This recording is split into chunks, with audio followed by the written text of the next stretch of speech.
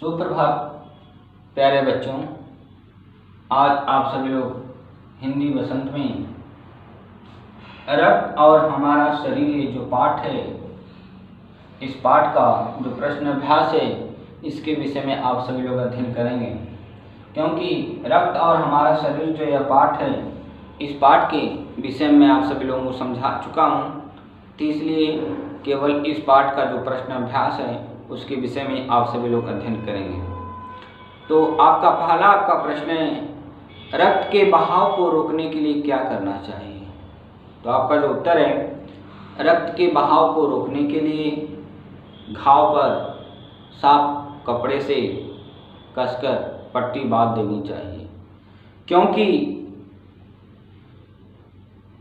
दबाव पड़ने पर रक्त का बहाव कम हो जाता है, फिर भी बहाव न रुके तो डॉक्टर से संपर्क करना चाहिए। दूसरा है, खून को भानुमति का पिटारा क्यों कहा जाता है। तो रक्त जो होता है दिखने में लाल रंग का सामान्य सा द्रव होता है। सूक्ष्मदर्शी से देखने पर रक्त में लाल रक्त की कणिकाएं, श्वेत रक्त की कणिकाएं, प्लेटलेट, प्लाज्मा आदि पाए जाते हैं। इसलिए रक्त को भानुमति का पिटारा कहा जाता है। भानुमति पिटारा का जो मतलब होता है, अनेक वस्तुओं का संग्रह ही भानुमति का पिटारा है। तो जो अगला प्रश्न है, एनीमिया से बचने के लिए हमें क्या क्या खाना चाहिए। जैसा कि सामान्य अर्थ में एनीमिया जो होती है एक प्रकार की बीमारी, जो रक्त की कमी के कारण ही हमारे शरीर में यह बीमारी होती है। तो आपका प्रश्न है कि एनीमिया से बचने के लिए हमें क्या क्या खाना चाहिए। तो एनीमिया से बचने के लिए हमें ऐसा संतुलित और पौष्टिक भोजन खाना चाहिए जिसमें हरी सब्जियां, दूध, फल, अंडा और मांस शामिल हों। हमें इन वस्तुओं को अपने खाने में अवश्य शामिल करना चाहिए। क्योंकि जब हम पौष्टिक आहार और संतुलित भोजन यदि ग्रहण करेंगे तो हमारे शरीर में जो है कि खून की कमी नहीं होगी। जब हमारे शरीर में खून की यदि कमी नहीं होगी तो एनीमिया नामक जो बीमारी होती है, जो खून कमी के कारण होती है, यह नहीं होगी। अगला है, पेट में कीड़े क्यों हो जाते हैं, इनसे कैसे बचा जा सकता है। जैसे उत्तर है आपका, दूषित पानी, दूषित भोजन करने से हमारे जो पेट में कीड़े हो जाते हैं। इसके अलावा कुछ विशेष किस्म के कीड़े होते हैं जिनके अंडे जो होते हैं जमीन की ऊपरी सतह पर पाए जाते हैं।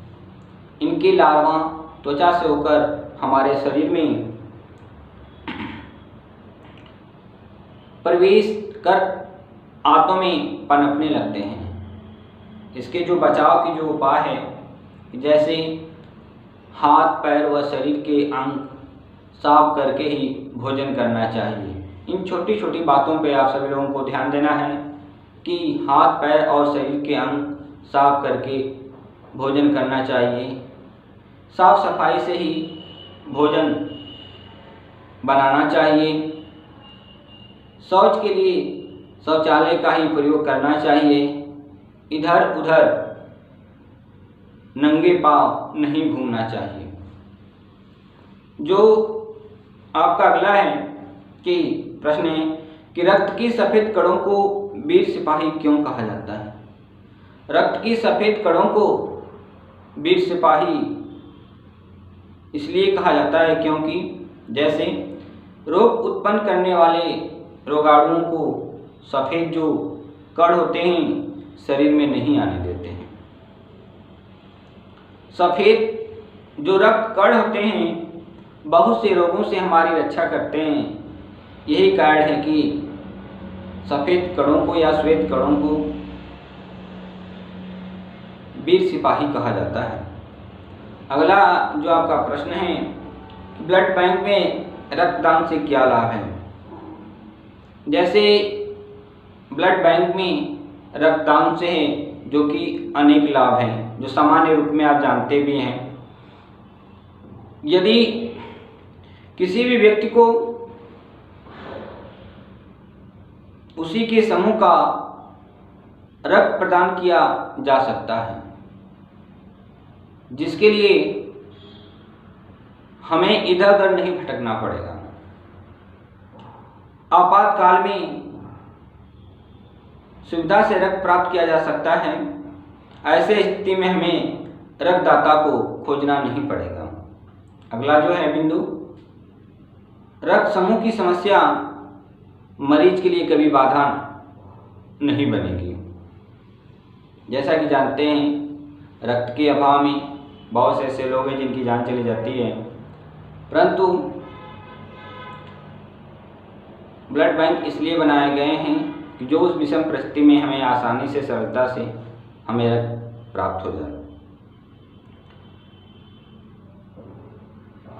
ब्लड बैंक में रक्त उचित उपकरणों द्वारा सुरक्षित रखा जाता है, जिससे वह दूषित नहीं हो पाता है। किसी जरूरतमंद व्यक्ति को जीवन